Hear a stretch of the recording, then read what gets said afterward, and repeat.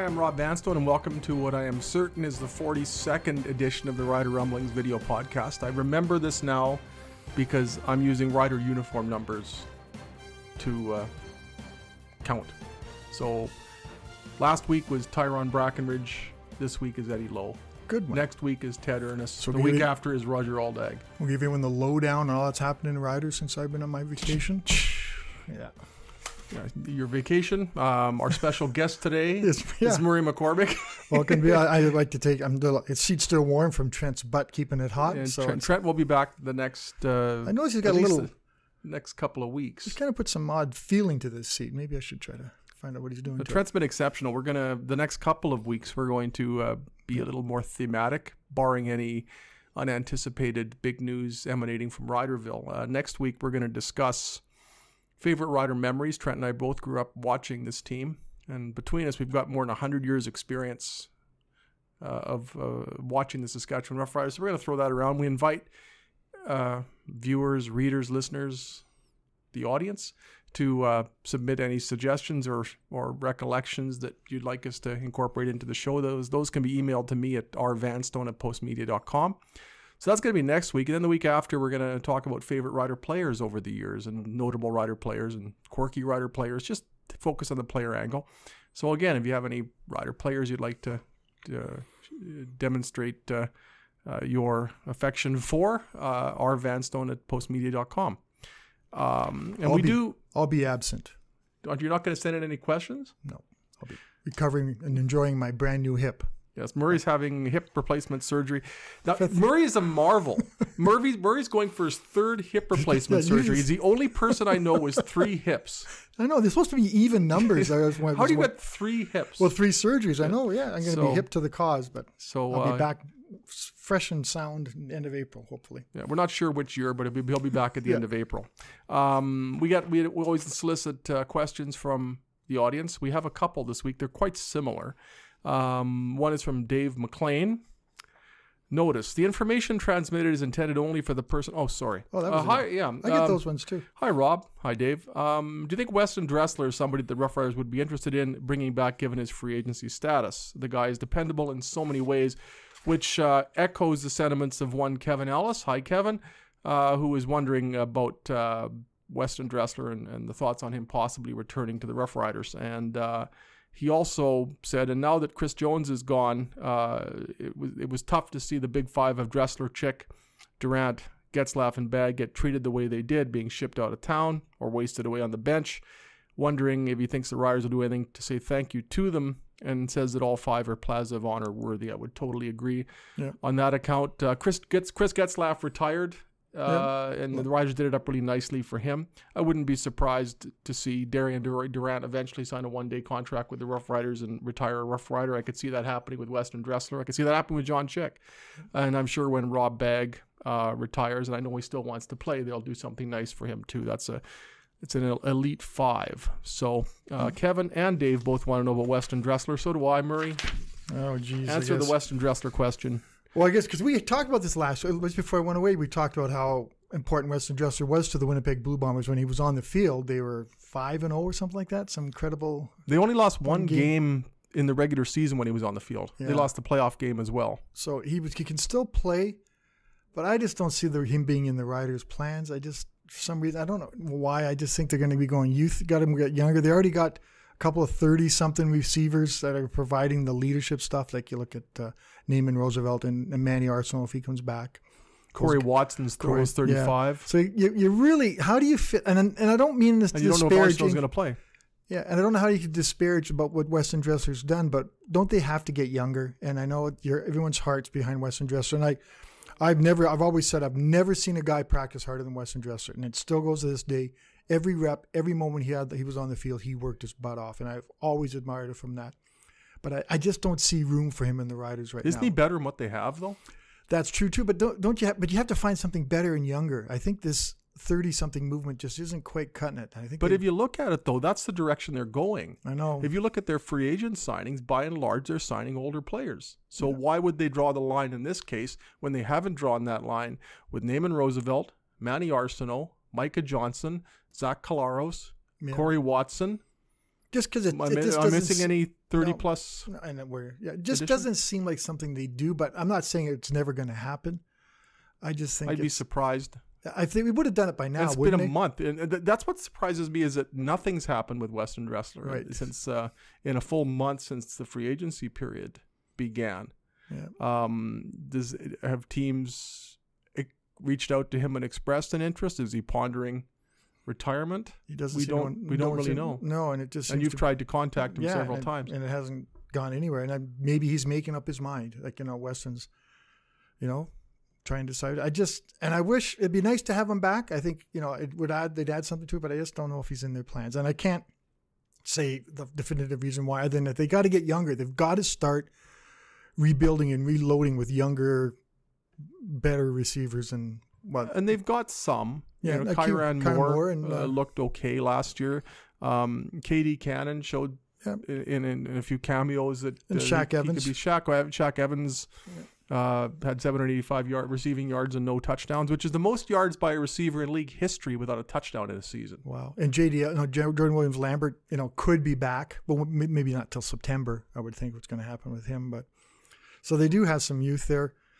It'd be a nice move to appease the fans. I think it would go another one to say it on a good signing, but also the fans who are knowledgeable say, you got to go a little younger.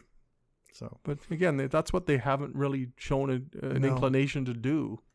So one thing I think that might be an issue maybe with Weston Dressler is that the last few years there have been injuries, and they haven't been injuries severe enough to warrant his going on the 6-game injured list, which means if he misses a game or two here and there, he's not gone for an extended period, but you also can't put him on the 6th game and hide the compensation or shield it from the cap. So if you've got somebody who's injury prone, whether it's Weston Dressler or somebody else, and they miss a game here, a game there, a game there, you still have to, unless the injury is of a severity that forces them to miss a third of a season or thereabouts, you can't 6-game them. No. And that becomes a bit of a problem, especially for a player who's getting older. I hate to say injury prone with Weston Dressler too, but he has had pretty traumatic injuries in his career and have forced him to miss time. But not with Saskatchewan, other than the 09 season when he hurt himself against Toronto late in the year. And that's one issue that's never really been talked about much, but probably deserves more attention, is how the Riders have done in the 2009 Grey Cup if Weston Dressler played in it. Yeah.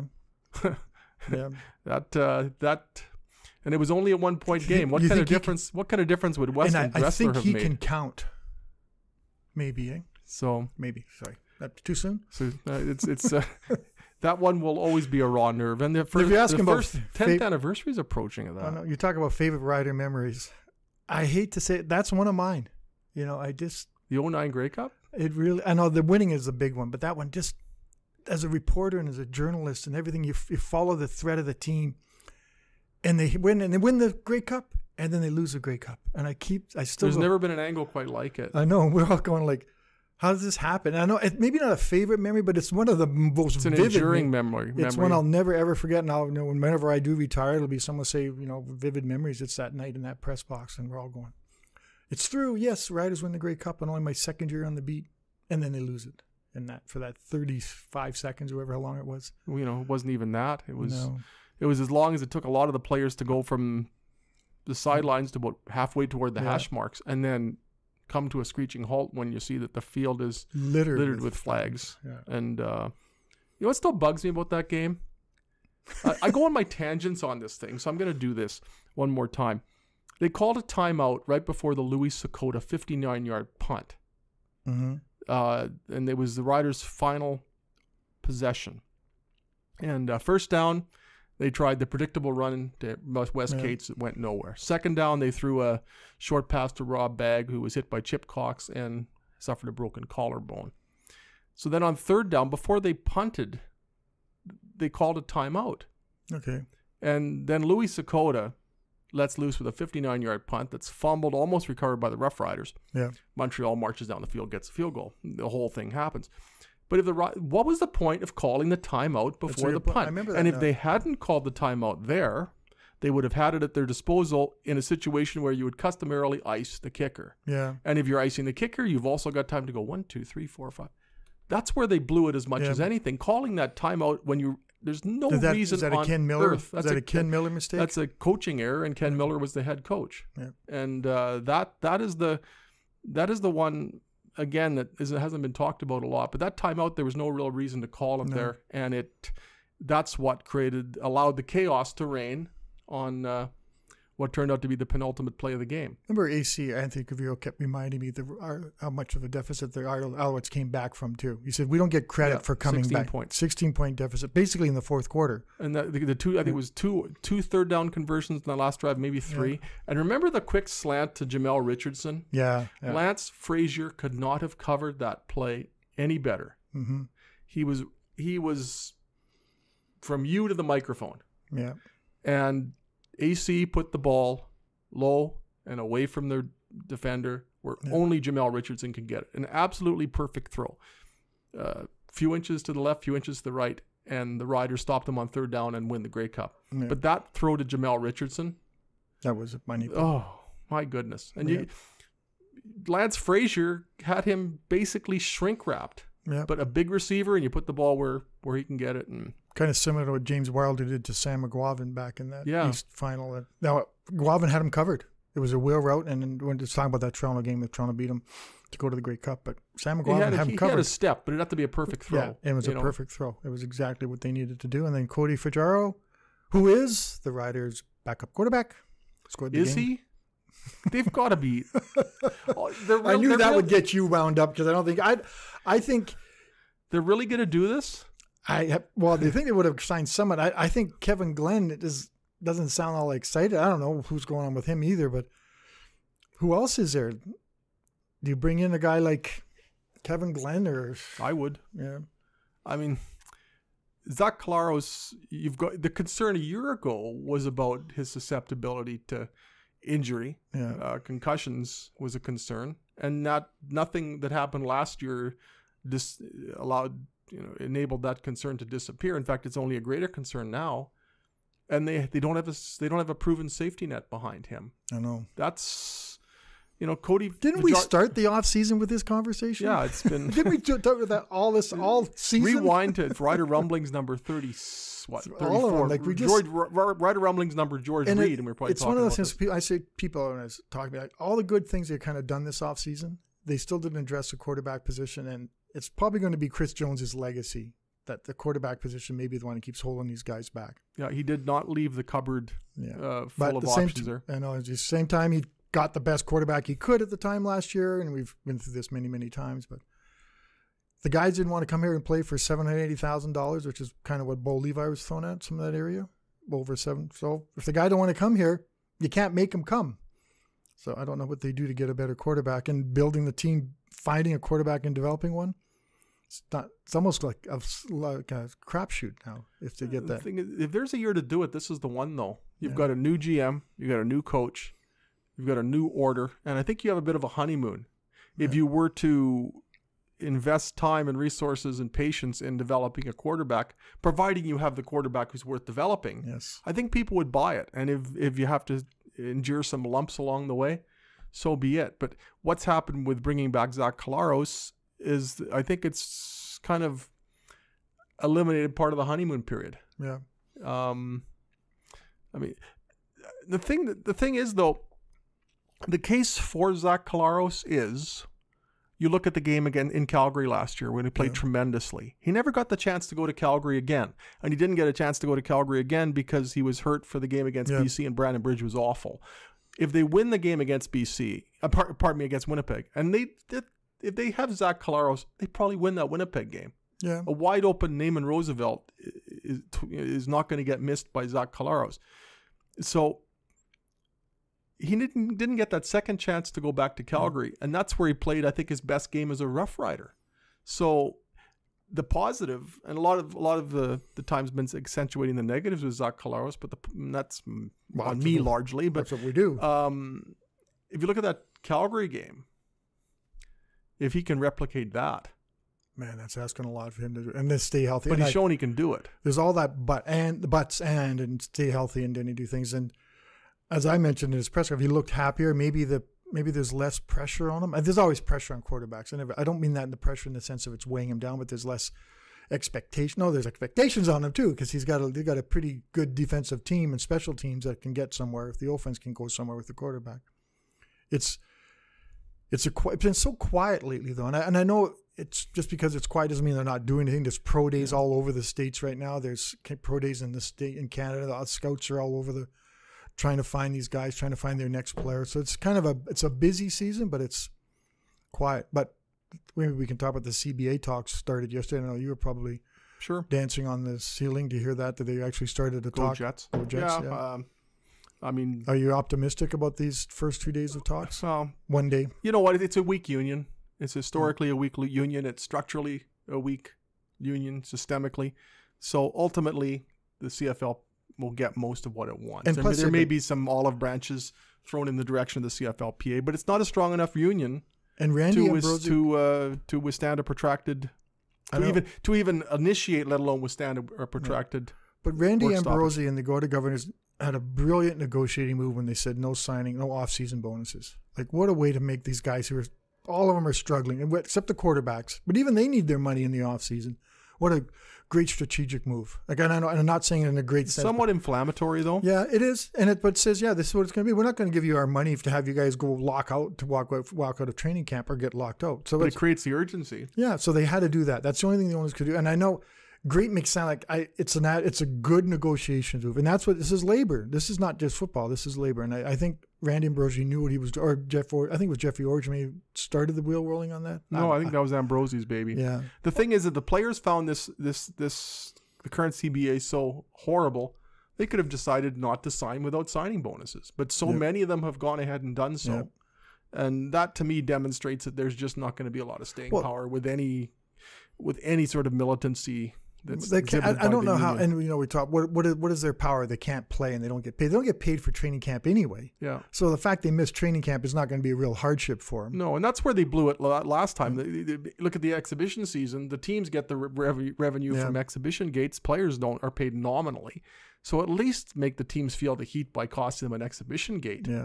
But they never even allowed it to get to that point. There was nothing even hinting at brinksmanship. But when you're listening to and reading this stuff about the CBA and stuff, it doesn't sound like things you're walking out of camp over. No, like better benefits. Yeah, okay, but you're gonna not go to work because you don't have better benefits. So you're gonna be a guaranteed money. Is it that important? It's not part of football. I don't know how you change the not guaranteed money rule, but I mean, negotiate it. It's already there. It's the guaranteed money is the signing bonus. Yeah, if you've got a good agent or you've got a good career and a good reputation, you'll get that upfront money. Look at all the money that Zach Collaros is guaranteed $175,000 as soon as they reach a CBA. So there are guaranteed contracts in the sense that there's a signing bonus. Yeah. You look at Kirk Cousins, and his contract is guaranteed forever. But I mean that's an exception in football.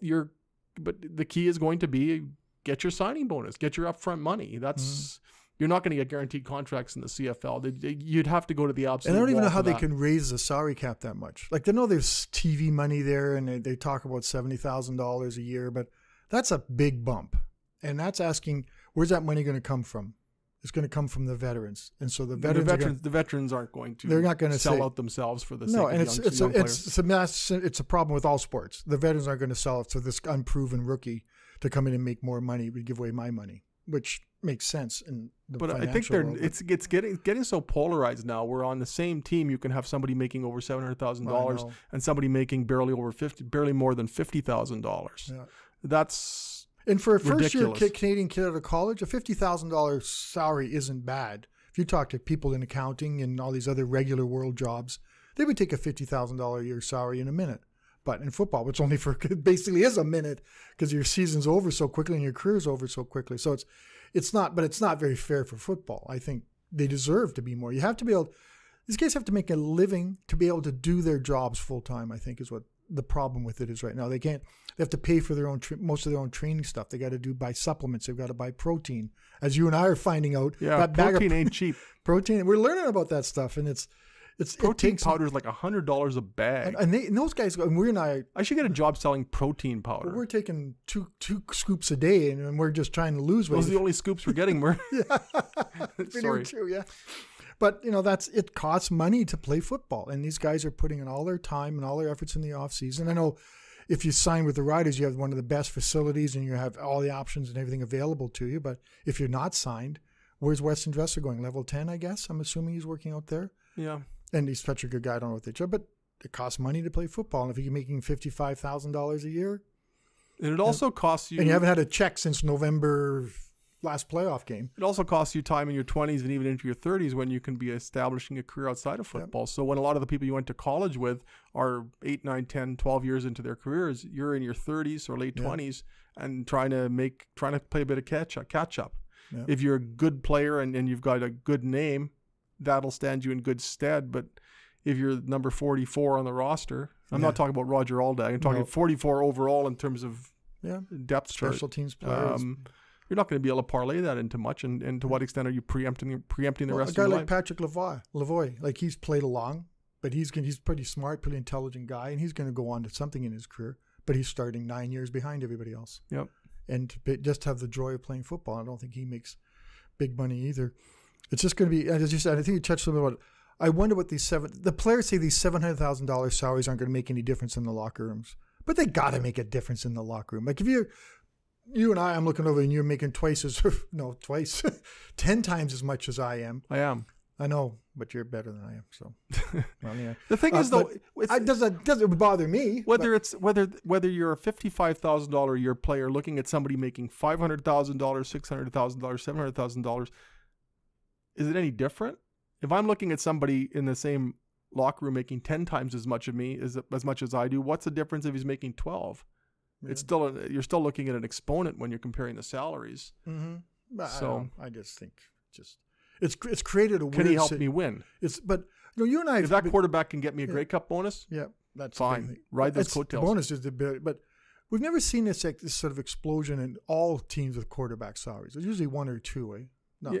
And what's going to be interesting now is the salary cap has never really been tested like this as far as the sustainability of compensation to that extent. The ceiling was $500,000 to $600,000. Teams have shown they can win a Grey Cup while paying a quarterback that much, or be very or put a good team on the field at the very least while paying a quarterback that much. But to what extent does a $700,000 salary affect the rest of your team in terms of its construction and its performance? That extra $100,000 hasn't been tested, and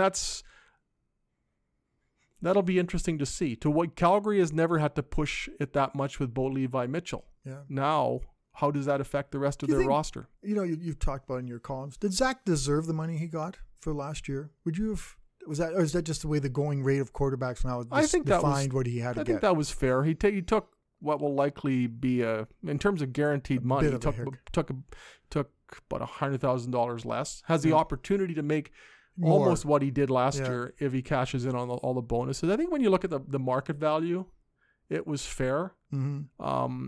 I think they had to be cognizant of what they have to have. They have to get a quarterback at that juncture. Yeah, no, they couldn't wait. And if you don't get Zach Collaros, the pickings are pretty slim. For whatever reason, they weren't interested in Jonathan Jennings, but Zach Collaros had a better year than Jonathan Jennings did last year. Yeah.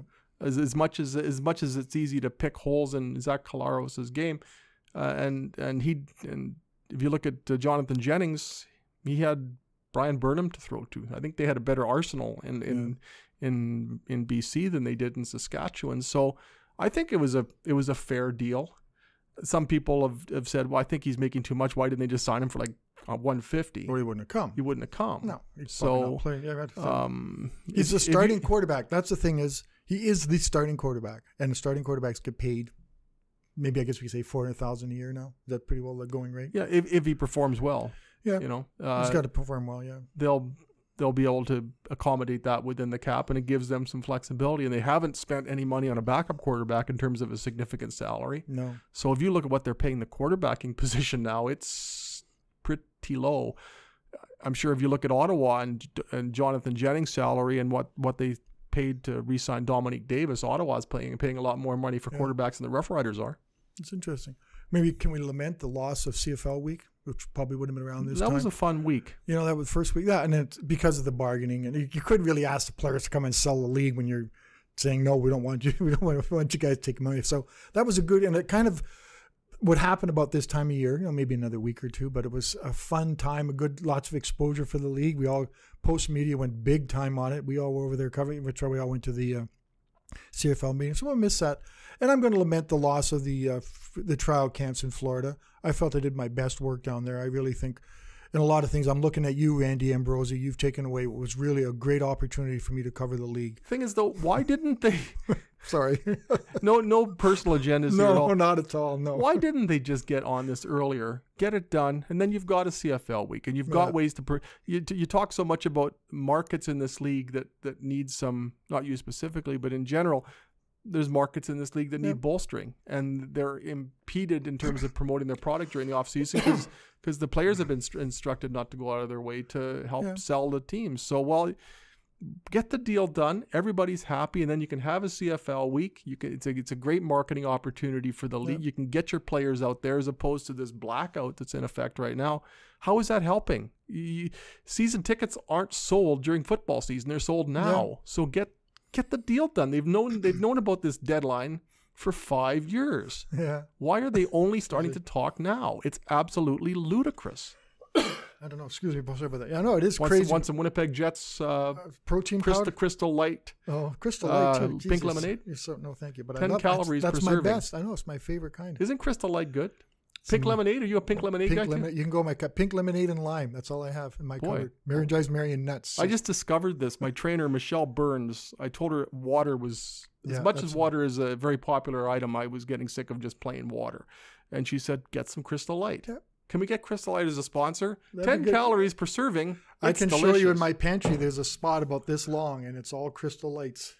And protein powder. Protein powder. Don't we have exciting lives? Exactly, yeah. And to have chicken tonight for dinner, and I took my wedding ring off to get ready for surgery. So, why do you need to not have a wedding ring? Is the ring attached to your hip? One of your three hips? I'm finding the hips are connected to a lot of different spots, but I understand if something happens and they have to zap me, it could work. Why would they have to zap you, and with what? Something in your hearts or something. I don't know. I'm not quite sure. The nurse is that touch and go? Well, no, it's not my surgery, but I couldn't. Are you okay? I'm fine. I'm going to make it through. Better than I am now. But that's why the nurse kind of suggested I didn't have to do it. But she said it's better to have it because I know another surgery I'm facing, I had to remove it. So goodbye. I'm still married to Mary, and she's still the love of my life. And I can't remember last time. She and the Crystal Light. The Crystal Light, yes. As I said, I'm kind of straying off the topic, but I can't remember the last time I having my wedding ring on. So it's been a bit of an adjustment to that. Rob, what are the Riders going to do the next couple of weeks? We're going to see anything? We're just going to be there's a Heritage Hockey announcement coming up, and then there's... Yeah, there's an announcement Friday in Regina. Some more details regarding the Heritage Classic to be played October 26th at Mosaic Stadium. So I'll be interested to see if... in the weeks ahead, if there's any more talk about the NFL exhibition game that could be held in past mid-August at Mosaic Stadium, Raiders and Green Bay. Yeah, August 17th, 18th, sort of thing. But there's also that big concert coming too, so I wonder if that affects things. And the Rumblings, it's Garth Brooks. I don't know if you've heard those two. I think John Gormley's putting that out there. Am I going to see I saw Garth Brooks in Saskatoon, and he was awesome. I don't know if I'm going to shell out bucks to go see Garth Brooks. You know who you got to go see? Who's that? Benny Green. He's playing at the Regina Jazz Festival in June. Benny Green's one of the great jazz pianists in the world. He's coming to Regina. Benny Green is 49,000 times the musician Garth Brooks is. All right. You know my opinion of jazz, though. Jazz is wonderful. It's the best musical genre. Benny Green, you have to go to Benny Green. Okay. In June. Benny Hill? I'll even buy you a ticket to expose you to the great music that is the incomparable Benny Green. Because we're going off totally on tangents and not related to football. I went to see the Leonard Skinner concert, and Randy Bachman just blew me away. He was 75 years old, and he rocked out for an hour, and you forget his library of songs and how he can rock, and you just went. And then he's tremendous. And you then look at Guess Who, you look at BTO. Skinner came on, and it was very, very much a formula. You know, it sounded like their live album. They were fun. I've always wanted to see him, and Ron Van Zant, those guys. It's Leonard Skinner's a bucket list band. Leonard who? Yeah, sorry, bad joke.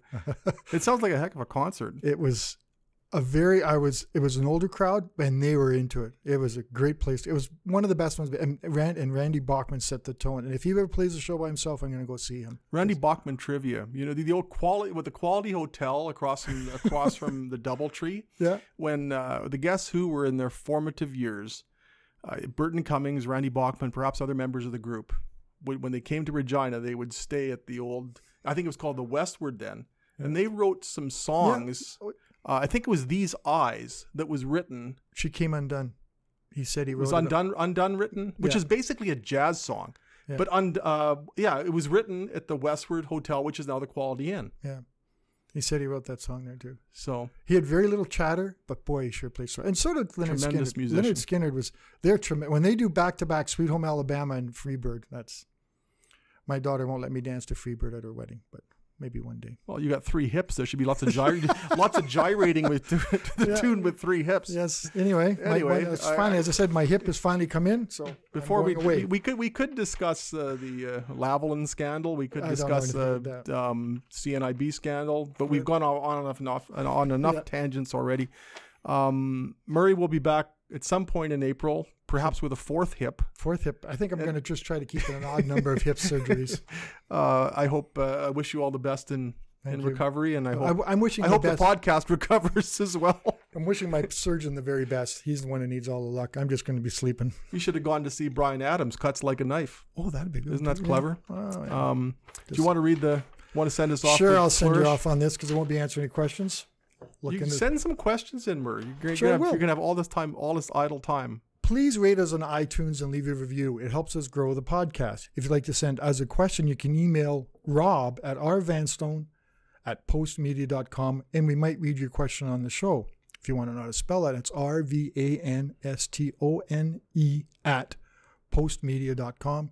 And we would look forward to many, many questions. I have a feeling once the season gets going again, we'll get more questions. We'll get more questions. And if you have again, if you'd like to send along some favorite rider memories or recollections of a favorite player, and that can be a current player, so I guess there wouldn't be recollections, feel free. rvanstone at postmedia.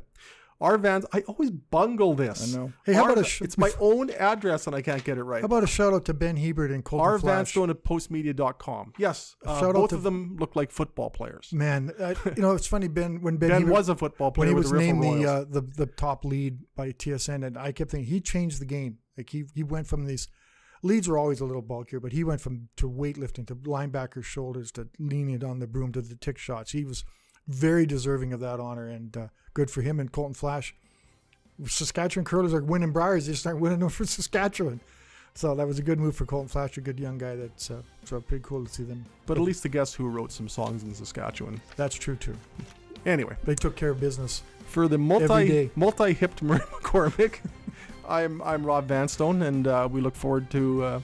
I look forward to having you join me and Trent Fraser for the foreseeable future until Murray returns in his immaculate form. Thanks for being with us, and we'll talk to you soon. Take care.